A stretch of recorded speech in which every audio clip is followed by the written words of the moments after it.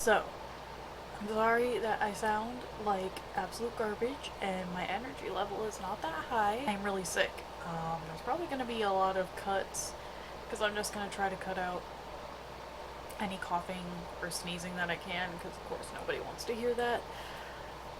But anyway, today we're just going to get started with the first video, and I'm formatting this one slightly different because I just decided, instead of like, oh, trying to milk it and make 3 separate videos, because I just played them all so recently. I mean, I guess technically you could say I'm milking it with the Devil May Cry because I made one on each game. I don't know.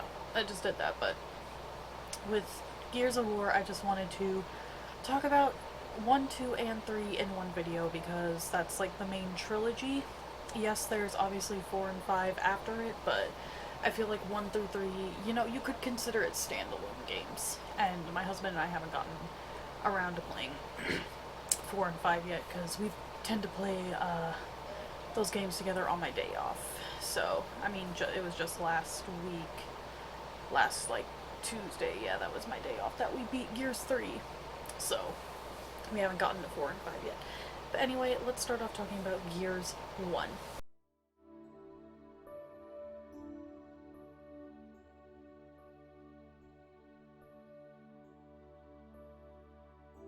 So, the first Gears game, we played the remastered edition that's on the Xbox One. So honestly, graphical wise, it looks fantastic and everything. I would definitely say also that one is the most horror based. You could definitely tell they were going a lot more for that with like the enemy types and just even the atmosphere and the fact that it's essentially, you know, for a lot of the game, there's a lot of parts where it's just Dom and Marcus together. Like, they're not with Cole and Baird, although Cole and Baird obviously are there plenty and in it a decent amount. There is like a bigger nighttime sequence which has, you know, an enemy that will insta-kill you if you are caught in the dark for more than like 2 seconds.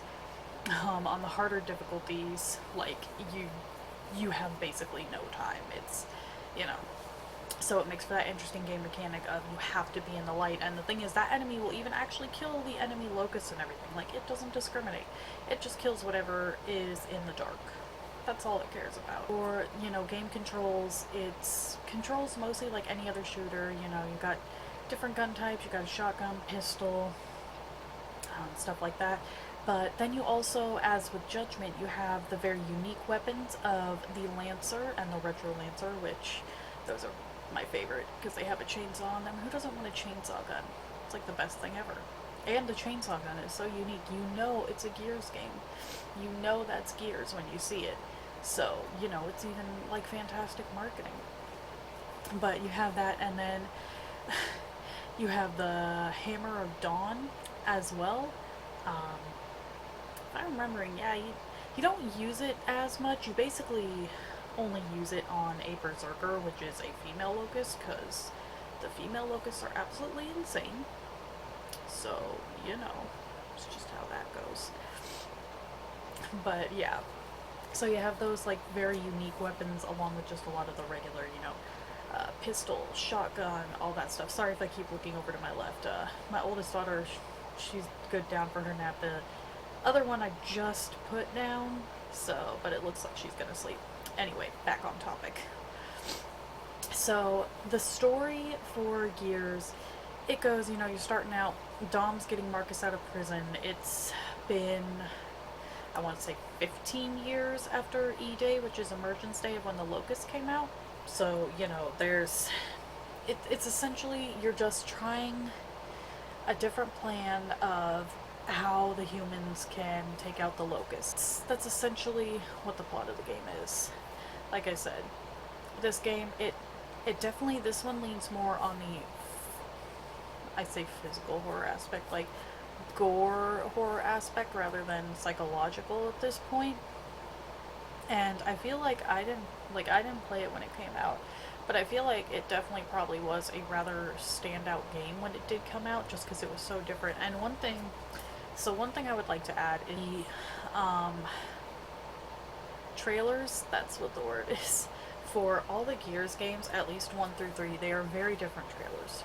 Because yes, it's an action shooty type game, but they leaned heavily on, in the trailers, showing more of the fact of the psychological horror kind of aspect in a way. And not even that, just more like the psychological, like, mental toll of these guys just feeling, you know, like like shit was hitting the fan. Honestly, I definitely recommend looking up the trailers. You know, for Gears 1, the trailer is a Mad World, and it's the piano version. So you know, it set a very unique tone for the games. That in their marketing they decided to do that. But honestly, I feel like it was way more effective because these games, yes, they're shooter, but it's really, there is a lot of like story and character development to it. Not that shooter games can't have that, but this one, it just definitely feels like there's a lot of that with the Gears series. So honestly, yeah, and they're pretty short games. It doesn't take long to beat them, and there is couch co-op for, I believe all of them. Yeah, I know 1, 2, 3, and Judgment have couch co-op, and I'm pretty damn sure 4 and 5 do as well. So, you know, if you're wanting one that you can play with like a buddy or like your significant other while you're at home together, perfect game for that, because it does also have a online co-op. But anyway, let's move on to talking about Gears of War 2.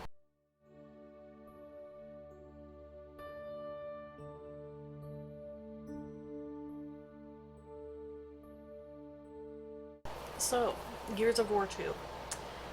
Gears 2 and 3 did not get as big graphical updates on the remastered edition that we have, just because they were 360, so the graphics are not quite as good as 1, but they're definitely not bad by any means. Like, the game still looks great.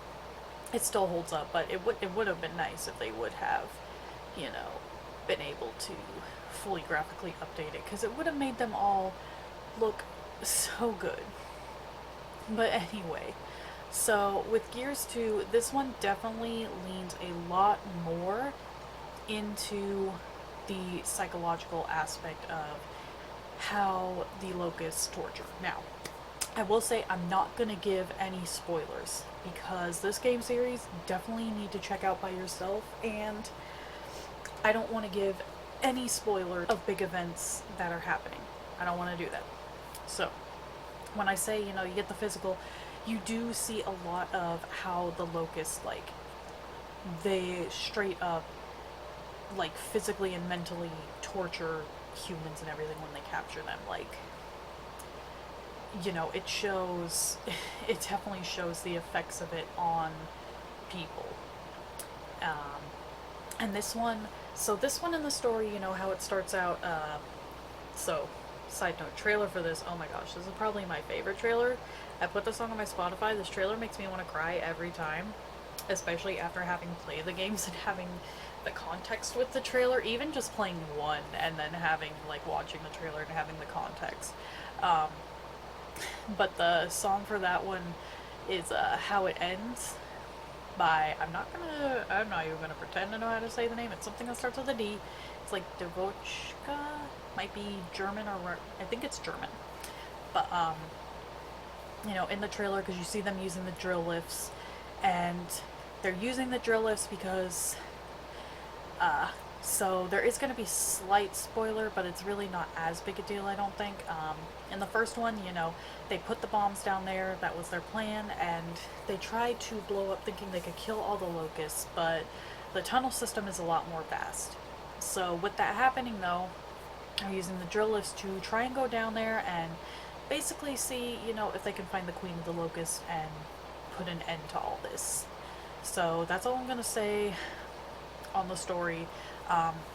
Except the one thing I will say a little is, because it was mentioned in passing that Dom was trying to find his wife, because there was a war between, you know, the COG army and the USIR, I think I'm saying that right, basically the Russians, because they live. This takes place on a different world. It doesn't take place on Earth, so there's technically not Russians and everything, but it's essentially the Russians. Um, so there was the Pendulum Wars. That's what those were called before E-Day even happened. That was going on. So Dom and Marcus were serving in the Pendulum Wars, and when E-Day happened, since Dom was gone, he doesn't, he was separated from his wife, and since that has happened, he doesn't know where his wife is. His kids, they never say exactly what happened. I don't know if it was E-Day or Pendulum Wars or anything, but his kids are dead. Like, that's confirmed. And it was mentioned in passing in the first game. He, we're talking to Anya. He just happens to ask, like, hey, do you happen to hear anything about my wife Maria? And two delves a lot more into Dom looking for his wife Maria. So, two definitely gets a lot more into the characters now that one has had the chance to establish the universe, the locus, the basics of everything. Two starts delving a lot more into the actual characters and the psychological aspect. Um, it controls the same as one. Like, all the controls, it's a shooter. Something that I forgot to mention with the first one, but it's the same as with Judgment. All the Gear games, cover is a big thing, more so than even other shooters. Like, if you're not in cover, you're going to die. And that's just, how it is. So cover, it's the huge thing. Of course, you can always go up and chainsaw things to death, but that's a little more risky, except for with one enemy type where, you kind of do want to just chainsaw them, because the way they work is just so much easier. Also, a difference, I can't believe I forgot to mention it, but the difference between a Lancer in 1 and 2 is, so 1, you hold down B and you chainsaw, and once you chainsaw one enemy, you have to restart up your chainsaw. Starting in 2 is when they let you hold down and you can chainsaw down multiple enemies in a row. 1 didn't let you do that, which was slightly annoying, but I mean, it's not the biggest deal in the world. It's not the end of the world. It's not like it still didn't work and wasn't effective. But yeah, 2. So, Gears of War 2, I really enjoy in the psychological aspect and everything. And again, it's a pretty short game. There's a lot more. No, I guess I wouldn't say a lot more varied gameplay, just different varied gameplay than even in like what 1 has. So they both have varied things and sections that are different, which, it has its similar sections, but then 1 has the unique things, like with the krill, and then 2, of course, is going to end up with unique things because you're down where the locust came from, so you're dealing with a lot of that. So, and there's one scene I remember, too, that sticks out. It's probably, like, honestly, the creepiest scene in the Gears games, and it's not really a big spoiler, so it's okay for me to say, but there's a point where you're in a tank and you're driving through, your lights go out, and all of a sudden, like, I think these are the biggest ones that they've ever seen.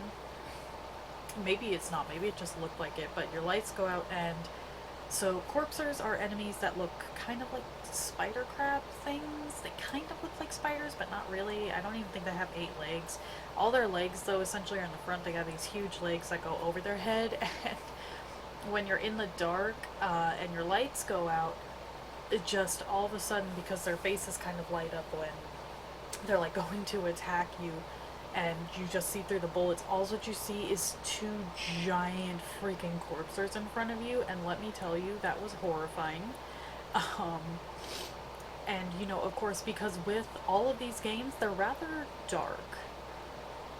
Especially 1, I would say. So you want to play these games with lights off and like in a darker space. So you're playing, and for us, we stay up late. Just so we can spend time together after the kids have gone to bed. So it's like probably midnight, 1 in the morning, and we see the scene of the giant freaking corpsers in the dark, and I'm like, oh, fuck no, get me out of here. So, that was always fun. But, yeah, honestly, Gears of War 2, it is a sequel that you could tell, like, it was still a passion project, and they definitely, like, It just improved upon one. It just got better. So now let us jump on to the last game of today, and that is going to be Gears of War 3.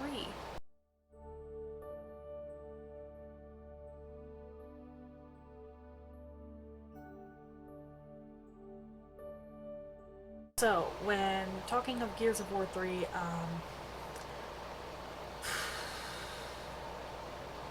I guess, I mean, I'm not really gonna, okay, I'm not gonna talk too much in story just because I don't want to end up accidentally spoiling anything.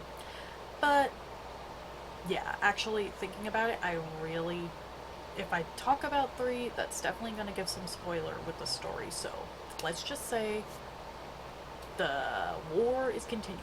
That's, that's all you need to know. Because if I even give the basic synopsis of what's going on, it's gonna be spoiler. So, that's all. That's all you're gonna know about that one. You know, it starts off very different because it actually starts off very calm. Like you're on a ship with some of the other gears, and you know, for it, I mean, of course, it doesn't last long, but you're all just kind of, you know, chilling. You're seeing a bit of all the cogs, just all the gears, not cogs, sorry, all the gears just acting kind of like normal people and seeing them not in, you know, this, like, time of fighting and everything. You're seeing them just be like normal people, which is honestly kind of nice. And it's good to see that. So, also in 3, something else that I really enjoyed and find interesting is you get to play as Cole and Baird for a little bit. And with that, you really dive, not really, but you dive, no, I would say really, you dive more into Cole as a character. Baird, definitely that's what Judgment did. Judgment was a lot more for Baird, because people love Baird. Honestly, Baird is, I love Marcus and Dom, but Baird is probably my favorite character, just because he's such like a grumpy boy, but he's got such funny lines. Like the voice actor, he did a fantastic job. I mean, all the voice acting is great, but Baird's voice actor did a fantastic job in making like Baird's line feel like real and natural, and it felt like, you know, an actual person talking and just not even scripted. Like it really felt like it was just genuine conversation that this guy was coming up with, not even scripted. But you know, Baird's probably my favorite. But this one, it delves into Cole's character a little, and like, because he was a thrash ball player, which is, it's football. Before, you know, even like before the Pendulum Wars and all that had started. So it delves into that. It delves into that past and everything, and he, of course, you know, ended up volunteering, and you even go back to his hometown. And the thing is, so there's people that are called stranded, and they are just normal humans who don't like the cog. They don't want anything to do with them, so they make little settlements. They're essentially kind of like, I would say, like homeless people, if you will. I mean, that'd just be the easiest way to describe it. But the stranded, because the stranded, they hate when gears show up. They don't like them. They don't want to talk to them. They don't want to do any deals with them. But in the hometown, the gears actually really love Cole still. And all of them, you know, they greet him like really warmly. And he goes by Coltrane because that was his name in the thrash ball and everything. So, you know, you'll get all the stranded greeting him super warmly. They're more willing to trade with him. So it's really interesting to see that contrast of how the stranded are treating them and everything. So I just really liked that. And of course there's plenty of varied gameplay here as well. There is an underwater section, which I didn't really care for. That was probably the low light of all the games for me. It was probably my least favorite bit. It wasn't bad, but it was, I don't know, it was just a low light for me. But, you know, of course, graphically, it looks pretty much the same as 2, a little better. Still not on the level of the remastered Gears of 1, but, you know, it still looks great. So, honestly, I'm gonna straight up give these games a 10 out of 10. I really love these games, and honestly, like, if you have not played them, go play them, like, right now. I promise you're not gonna regret it. These games are fantastic. They don't take very long to beat. You You could beat all 3 in like 2 days. Easy peasy. So yeah, straight 10 out of 10. But anyway, thank you so much for watching. Go ahead and leave a like if you enjoyed this video. You don't have to, but it helps let me know what you all enjoy watching. If any comments about Gears, please try to not put any spoilers, or just put huge like spoiler warning and everything. That way people know. I mean, these games are old, yes, but just in case, you know, because it's still, this isn't a mainstream franchise, I would say, so there's still people who don't know stuff. If you want to see more videos like this, I upload every Monday and Friday review videos, and Sunday and Wednesday are gameplay videos, or go ahead and hit that subscribe button so it can just notify you. My Twitter, Instagram, vlog channel, all that are linked below. Also my Twitch. I stream, like, I just have my stream schedule up there. It's just going to be easier because it has to change a little bit again because my husband's work schedule changed. But anyway, that is going to be it for today, and I will see you all next time. Bye.